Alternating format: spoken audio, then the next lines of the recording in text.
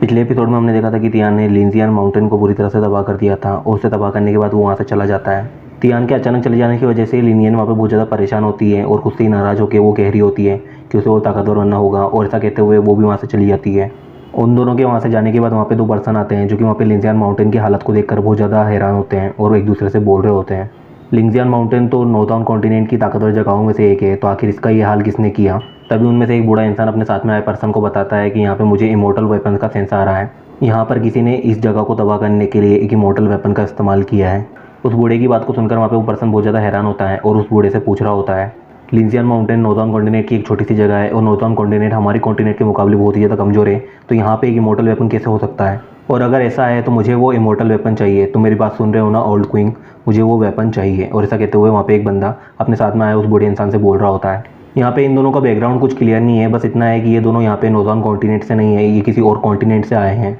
और यहाँ पे ये बूढ़ा इंसान इस लड़के का सर्वेंट है और ये लड़का उस कॉन्टिनेंट के किसी किंग का बेटा है। फिर हमें उस बूढ़े इंसान को दिखाते हैं जो कि वहाँ पे उस लड़के को इस तरह डिमांड करते हुए देखकर उससे बोल रहा होता है, इमोर्टल वेपन की पावर बहुत ज़्यादा होती है, मुझे नहीं लगता आपका ये बूढ़ा सर्वेंट उस पावर को सहन कर पाएगा, इसलिए मास्टर आपके इस काम के लिए मैं बिल्कुल भी सुटेबल नहीं हूँ और आपको इस वक्त तो किसी और चीज़ के बारे में सोचना चाहिए। हम यहाँ पे जिस काम के लिए आए हैं हमें उस काम को पहले कर लेना चाहिए, इसके बारे में हम बाद में भी सोच सकते हैं।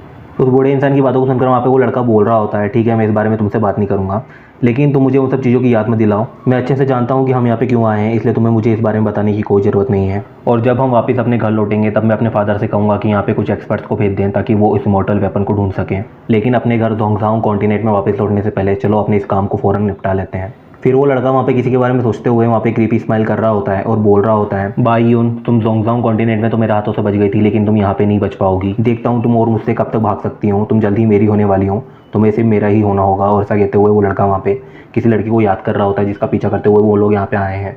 फिर वो दोनों भी लिंजियान कॉन्टिनेंट से वहाँ से चले जाते हैं। फिर हमें एक जगह का सीन दिखाते हैं जो कि देखने में किसी माउंटेन की तरह लग रहा होता है, लेकिन वहाँ पे एक पत्थर के ऊपर लिन सिटी लिखा होता है। ये जगह लिन सिटी होती है जहाँ पे 500 साल पहले लिन फैमिली रहा करती थी। फिर हम वहाँ पे लिनियन को दिखाते हैं जो कि वहाँ पे उस बंजर पड़ी लिन सिटी के अंदर घूम रही होती है और वहाँ पे किसी घर की तरफ जाते हुए उस घर को हैरानी से देख रही होती है। फिर वो जब वहाँ पे उस घर के अंदर एंटर करती है तो वहाँ पे उस घर के अंदर उसे बहुत सारे ऐसे टैबलेट्स मिलती है जहाँ पे लिन फैमिली के मेंबर्स के नाम लिखे होते हैं। उन नामों को पढ़कर वहाँ पे लिनियन खुद में ही बहुत ज़्यादा अकेला महसूस कर रही होती है। फिर लिनियन वहाँ पे उस घर के अंदर और भी ज़्यादा एक्सप्लोर करते हुए वहाँ पे उन टैबलेट्स को उनकी जगह पे रख रही होती है। तभी उसे वहाँ पे एक बॉक्स दिखाई देता है और उस बॉक्स के अंदर एक स्क्रॉल रखा होता है जिसको लिनियन फिर बाद में अपने हाथों में लेकर उसे खोलकर पढ़ने लग जाती है। लेकिन लिनियन जब उस स्क्रॉल के अंदर दिखती है तो वो बहुत ज़्यादा हैरान होती है क्योंकि उस स्क्रॉल के अंदर तियान का स्केच होता है, जिसको देखकर लिनियन समझ जाती है कि ये तियान का ही स्केच है। फिर वो वहाँ पे उस स्क्रॉल के अंदर लिखी हुई चीज़ों को पढ़ती है तो उसमें लिखा होता है, लिन फैमिली का तीसरा बेटा इमोर्टल लिन, मैं ये पेंटिंग अपने तीसरे अंकल की याद में बना रहा हूँ जिन्होंने हमारी फैमिली के लिए बहुत कुछ किया है। ये पेंटिंग लिन फैमिली के किसी एंसेस्टर ने बनाई थी जब तियान इमोर्टल बना था।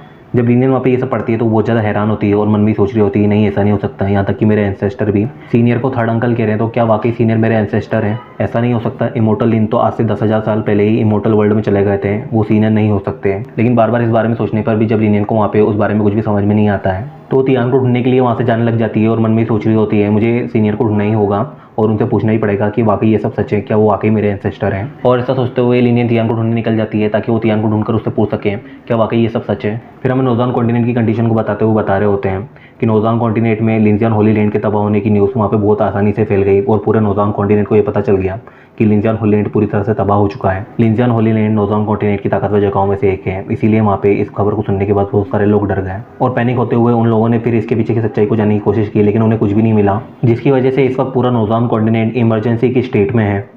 और इसी वजह से नॉर्थाउन कॉन्टिनेंट की सारी टेरिटोरी एक दूसरे से लड़ाई को छोड़कर एक दूसरे के साथ मिलकर इस बारे में जानने की कोशिश कर रहे हैं ताकि वो अपने इस अनजान दुश्मन से बचे रहें और उनके साथ ऐसा कुछ भी होने से पहले वो सब ये जान पाए कि ऐसा कर कौन रहा है।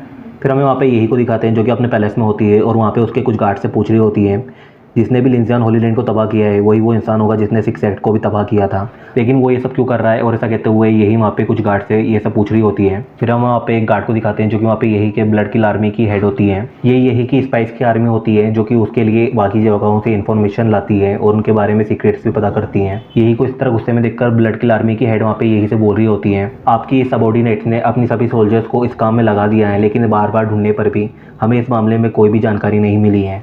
ब्लड किल आर्मी की मास्टर की बातों को सुनकर वहाँ पे यही मन में सोच रही होती है मेरा कल्टीवेशन बहुत ज़्यादा कम है, मुझे जल्द से जल्द अपना कल्टीवेशन बढ़ाना होगा। 5 साल के अंदर मुझे लॉन्गेटिविटी रिलम को पार करना पड़ेगा, वरना ये इंसान मेरे लिए भी खतरा बन सकता है और मुझे जल्द से जल्द 100 सालों के अंदर ही हेवन इमोर्टल की स्टेज को पार करना होगा। तभी मैं हस्बैंड को ठीक तरह से प्रोटेक्ट कर सकती हूँ और उनकी मदद कर सकती हूँ ताकि वो जल्दी से एक इमोर्टल बन जाए, ताकि हम दोनों इस दुनिया को छोड़कर एक साथ इमोर्टल वर्ल्ड के अंदर जा सकें।